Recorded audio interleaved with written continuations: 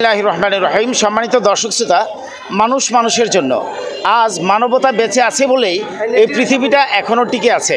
আপনারা জানেন যে বাংলাদেশের অবস্থা কী ধরনের, এখনও যে আমাদের মধ্যে মানবিক কাজ করার মতন ইয়াং জেনারেশন বেঁচে আছে এবং তারা করে যাচ্ছে, তার একটা জ্বলন্ত উদাহরণ আমি আপনাদেরকে তুলে ধরব।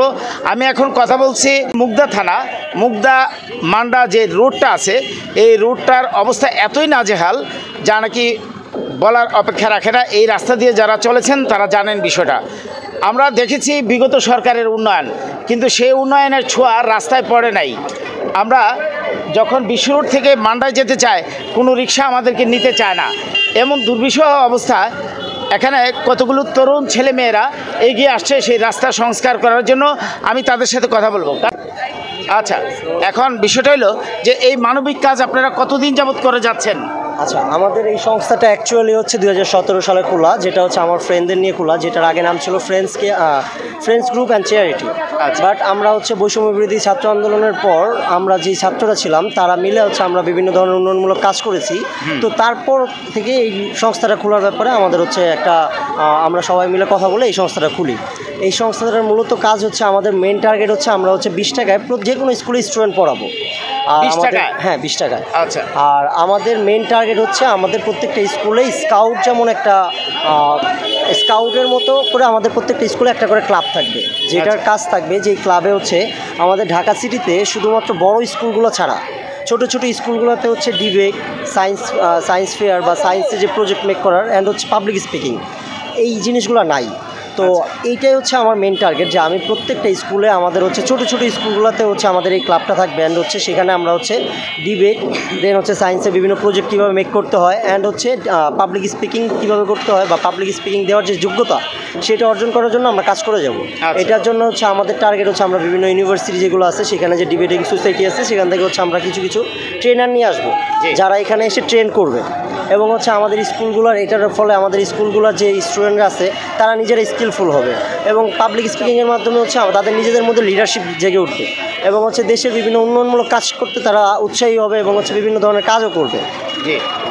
এটাই হচ্ছে আমাদের, এটা হলো মূল লক্ষ্য থেকে।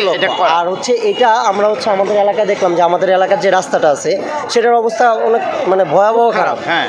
তো তারপর আমরা সবাই মিলে ডিসিশন নিলাম যে হচ্ছে এই রাস্তাটা তো আসলে করে দেওয়া উচিত, সেহেতু সরকার থেকে করতেছে না, সিটি কর্পোরেশন থেকে করতেছে না। তো আমরা ভাবলাম যে আমরা যতটুকু পারি ততটুকু করে দিই, অন্তপক্ষে মসৃণ করে দিই, রিক্সা থেকে লাভ দিয়ে না পড়ে। যেমন আমার ফ্রেন্ডের আব্বু এখান থেকে পড়ে গেছে, আমাদের হচ্ছে আমাদের সাথে আমার বাসায় এখানে আমি দেখি বিষয়। তো তারা হচ্ছে বিভিন্ন ধরনের প্রবলেম ফেস করতেছে এই রাস্তাটা নিয়ে। তো আমরা সেইখান থেকে উদ্যোগ নিয়ে আমরা হচ্ছে আমাদের যে ব্যাচের আমাদের গ্রুপের যে স্টুডেন্টগুলো আছে তাদের নিয়ে আমরা এই কাজটা করতেছি আজকে। এর অর্থায়ন কোথেকে আসতেছে? আচ্ছা, এটা আমরা মূলত কোনো অর্থায়ন নেই কোনো জায়গা থেকে। আমরা যেটা করেছি, আমাদের এই পাশে যে রাবিশগুলো আছে সেই রাবিশ এবং এলাকার কিছু যে মানুষজন আছে যারা হচ্ছে মোটামুটি চেনা জানা আছে তাদের কাছে আমরা গিয়েছিলাম। তাদের কাছ থেকে আমরা বলেছিলাম যে আপনারা, আমাদের অর্থায়ন প্রয়োজন নাই, বাট আপনারা যে যা পারেন সেটাতে সাহায্য করেন। তো এর মধ্যে আমাদের কেউ হচ্ছে রোলার ব্যবস্থা করে দিয়েছে সিটি কর্পোরেশনের কথা বলে। আচ্ছা, আমি তাদের নামগুলো বলি। যদিও আমরা হচ্ছে কোনো অরাজনৈতিক এবং হচ্ছে অলাভজনক একটা সংগঠন, স্বেচ্ছামূলক। তো এখানে মূলত হচ্ছে চায়না ভাই নামের একজন ছিল যে হচ্ছে আমাদের রোলার ম্যানেজ করে দিয়েছে। উজ্জ্বল ভাই নামের একজন ছিল যে হচ্ছে আমাদের হচ্ছে 2 গাড়ি বালু দিছে। রুবেল ভাই নামের একজন ছিল, মূলত দীপু ভাইয়ের কাছে গেছিলাম। দীপু ভাই হচ্ছে আমাদের রুবেল ভাই নামের একজন গেছিলো, সে হচ্ছে আমাদের তার সাইড থেকে একটা বেকো এবং হচ্ছে কিছু রাবিশ দিয়েছে, সেগুলো নিয়ে আমরা কাজ করতেছি। চায়না ভাই মূলত কি বিএনপির নেতৃত্বে যিনি যুক্ত আছেন উনি বিএনপিতে? আচ্ছা আচ্ছা, যাই হোক এখানে ওনারা এগিয়ে আসছে। হ্যাঁ, ওনারা সাহায্য করেছে আমাদের সাথে। তো আমরা হচ্ছে যারা ভালো কাজে উৎসাহী আছে তাদের আমরা সবাইকে নিয়েছি, যা তারা যেভাবে সাহায্য করছে, আর আমরা আমাদের শ্রমটা দিয়েছি এখানে। অসংখ্য ধন্যবাদ। আরেকটা হচ্ছে কি, আমরা যে কাজটা করতেছি এই কাজে দেখা যায় না এই রাস্তাটা লং টাইম ভালোভাবে থাকবে। তো আশেপাশে যে বাড়িওয়ালা আছে, যারা স্থানীয় আছে, ওরা যদি সাপোর্ট দিত, আরও ভালোভাবে অর্থ দিক দিয়ে সাহায্য করতো, তো আমার মনে হয় রাস্তাটা আরও ভালোভাবে কাজ করা যেত। কারণ এই কাজটা এটা যতটুকু করতেছে এটা বেশি দিন থাকবে না, গাড়িগুলো চললে বা আবার আপাতত হচ্ছে। তো আমার মনে হয় পাশাপাশি যদি আরও কি আমাদের স্থানীয়রা যারা আছে ওরা সাপোর্ট দিলে রাস্তার কাজটা আমরা আরও ভালোভাবে করতে পারতাম। অসংখ্য ধন্যবাদ। সম্মানিত দর্শক শ্রোতা, আমি একজন ছাত্রীর সাক্ষাৎকার নিব এখানে। মূলত এই যে ছাত্র সমাজ জেগেছে দেশের সংস্কারের জন্য, সত্যিকার অর্থে এটা প্রশংসনীয়। আমরা তাদেরকে সাধুবাদ জানাই এবং এলাকা ভিত্তিক যারা নাকি যারা অর্থবিত্তে ভালো আছেন তারা এগিয়ে আসবেন এমনটাই প্রত্যাশা। কারণ এই সমাজটা আমাদের, এই দেশটা আমাদেরকে গড়ে তুলতে হবে। রাস্তা দেখিয়েছে এই তরুণ প্রজন্ম, তাদেরকে আমরা সহযোগিতা হাত বাড়াবো, এটাই হলো মূল প্রত্যাশা। আবার কোথেকে আসছেন আপনি বলবেন? জি, আমি হচ্ছে মির্জা আব্বাস মহিলা কলেজে অনার্স 4th ইয়ারের স্টুডেন্ট। আমার ফ্রেন্ডসরা হচ্ছে এই গ্রুপটার, সে যখন আমাকে এখানে ডেকেছে আমি খুব খুশিতে আসছি।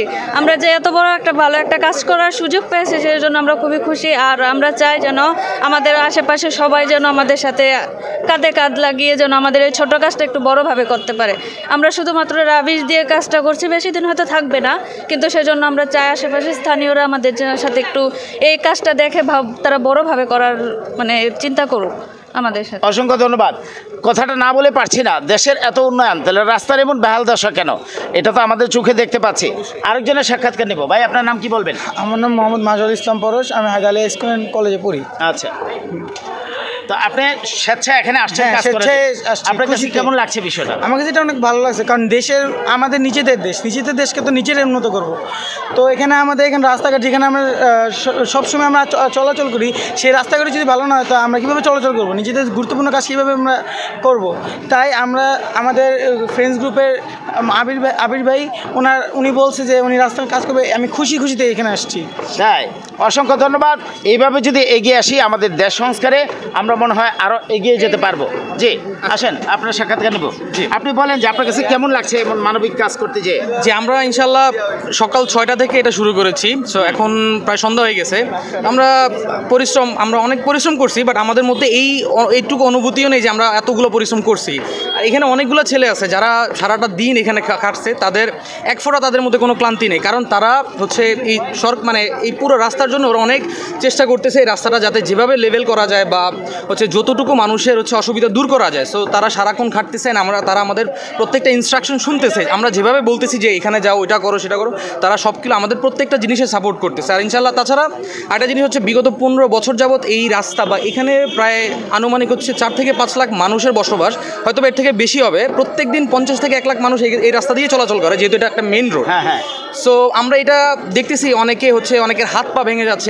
এখানে অনেক ধরনের উইটনেস আছে যারা হচ্ছে এই ধরনের ভিকটিমের শিকার হচ্ছে। সো এই জন্য আমরা এই অর্গানাইজেশন, মূলত native impact society of organisation, যেটা আমরা ক্রিয়েট করেছি আর কি, যেটা আমরা করেছি। সো এটার মূল উদ্দেশ্যটা হচ্ছে যে বিভিন্ন ধরনের সেবামূলক কাজ, তারপর হচ্ছে বিভিন্ন শিক্ষামূলক যে খাতগুলো আছে এখানে বিনা পারিশ্রমে পড়ানো, তারপর অনেক কিছুই আছে আমাদের। ইনশাল্লাহ আরও অনেক টার্গেট আছে, আমরা ইনশাল্লাহ চেষ্টা করতেছি যতটুকু আমরা ইনশাল্লাহ সামনে আগে যেতে পারি।